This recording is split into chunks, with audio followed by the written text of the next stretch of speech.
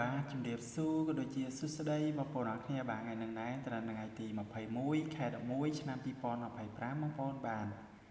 ថ្ងៃនេះដែរគឺ admin បានប៉មនាំតម្រុយមកចែកជូនបងប្អូនយើងផ្សងសំណាងរួចរាល់ហើយបងប្អូនយើងទាំងអស់គ្នាបាទអញ្ចឹងយើងមកនឹងដល់តម្រុយថ្ងៃថ្មីយើងទៅប្រៀបធៀបលទ្ធផលម្សិលមិញថ្ងៃទី20សិនបងប្អូនបាទចឹងបងប្អូនបាននេះជាលទ្ធផលម្សិលមិញ admin ឲ្យខ្ទង់ខ្សែក៏ដូចជាខ្ទង់កៅបងប្អូនមកគឺយើងបានចូលម៉ោង10កន្លះបងប្អូនបានម៉ោង10កន្លះគឺយើងបានចូលអូខ្សែបងប្អូនយើងបានចូល44បងប្អូនបាន44ហើយបោះហូចេញខ្សែគាត់បងប្អូនបាទអញ្ចឹងបើសិនជាបងប្អូនយើងលេងបោះហូអាចនឹងបានត្រូវដែរបងប្អូនបានខ្សែគាត់ហើយបោះសេយើងបានចូល44អញ្ចឹងបងប្អូនយើងទាំងអស់គ្នាបាទលេខត្រេង admin ឲ្យទៅ41 49បងប្អូនមកចេញ44អញ្ចឹងយើងលេខត្រេងអត់ត្រូវបងប្អូនមកតែយើងបានចូលត្រឡប់បើសិនជាបងប្អូនយើងយក41ត្រឡប់មក14ណាបងប្អូនបាទ41មកត្រឡប់14ដឹងតែចូល2ប៉ោះបងប្អូនអរគ្នាបាទតែលេខ admin គឺ admin ឲ្យលេខត្រឡប់អញ្ចឹងបងប្អូនបាទបើសិនជាបងប្អូនយើងត្រឡប់នេះបងប្អូនបាទគឺចេញ14 BD មក10កន្លះបើសិនជាបងប្អូនយើងត្រឡប់អាចនឹងហេកតែម្ដងបងប្អូនអរគ្នាបាទ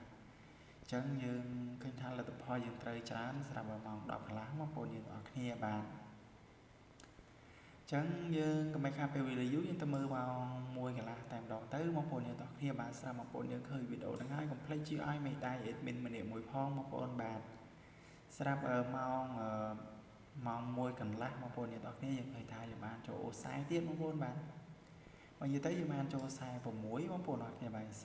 46ចឹងយើងបានចូលអូខ្សែទៀតបងប្អូនបាទម៉ោង1ក៏ចូលម៉ោង10ក៏ចូលបងប្អូនបាទគឺហេងមែនតើបងប្អូនយើងទាំងអស់គ្នាបាទហេងមែនតើចឹងយើងទៅមើលម៉ោង4កន្លះបន្តទៀតបងប្អូនយើងទាំងអស់គ្នាបាទ4កន្លះស្រាប់ម៉ោង4កន្លះ BCD គឺចេញ53ប៉ោះបងប្អូនបាទចេញ53ប៉ោះគឺបើនិយាយទៅធ្វើ C បណ្ដោយបងប្អូនអរគ្នាបាទ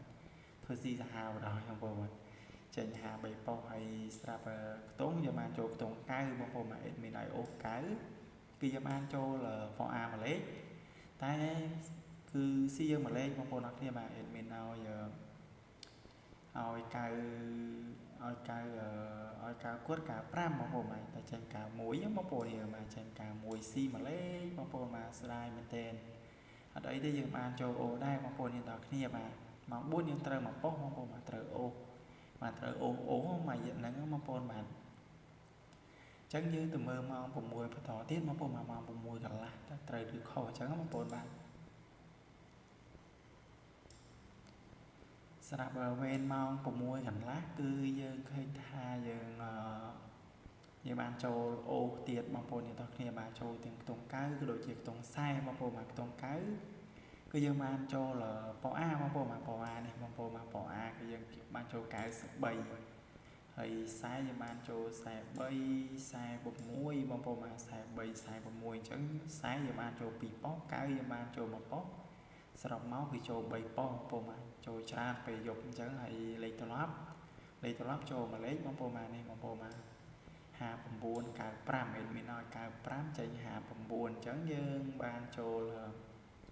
59មួយលេខបងប្អូនយើងទាំងគ្នាបាទចូលត្រឡប់បងប្អូនបាទបើសិនជាបងប្អូនយើងត្រឡប់អាចនឹងត្រូវអញ្ចឹងស្រាប់3លេខបងប្អូន3លេខយើងអត់មើល3លេខសិនបងប្អូនបាទ3លេខដែលមានត្រូវអត់បងប្អូនបាទ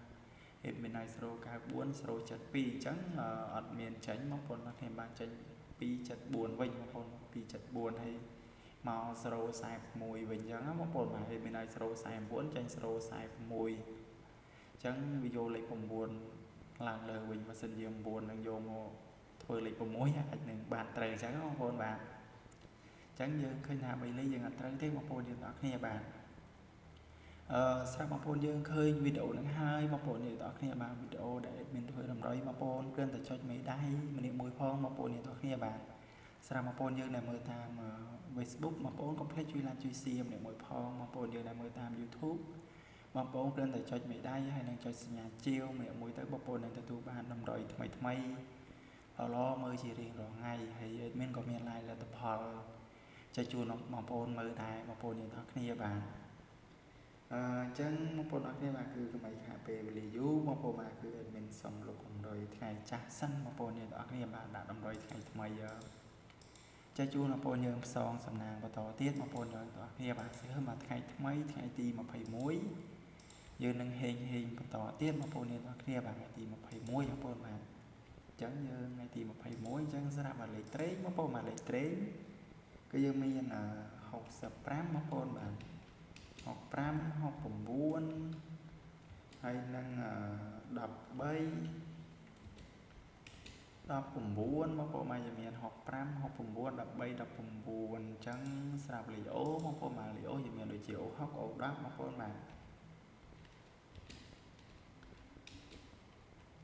អូ60ហើយនឹងអូ10យើងលេង A B C D បងប្អូនអ្នកនរគ្នាបាទលេង A B C D ចឹងស្រាប់លេខធំបងប្អូនមកលេខធំយើងមាន4 9 8បងប្អូនមក4 9 8ហើយនឹង139បងប្អូនបាទយើងមាន498 139អញ្ចឹង10មានតែប៉ុណ្្នឹងហើយបងប្អូនបាទបងប្អូនឃើញវីដេអូហ្នឹងហើយកុំភ្លេច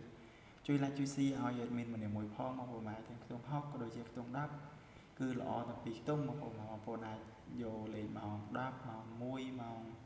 4ម៉ោង6អញ្ចឹងបងប្អូនអ្នកនរគ្នាបាទលេខយើងលេខត្រង់ហើយនឹងត្រឡប់បងប្អូនឆ្លាញ់ត្រង់ក៏ត្រង់ឆ្លាញ់ត្រឡប់ក៏ត្រឡប់អញ្ចឹងបងប្អូនអ្នកនរគ្នាបាទអញ្ចឹងតម្រុយមានតែប៉ុណ្្នឹងហើយបងប្អូនមកជូនពរឲ្យបងប្អូនយើងហេងក្នុងថ្ងៃហ្នឹងថ្ងៃទី21អញ្ចឹងបាយបាយបងប្អូនអ្នកគ្នាបាទជួប admin នៅថ្ងៃទី22សាជាថ្មីម្ដងទៀតបងប្អូនបាទ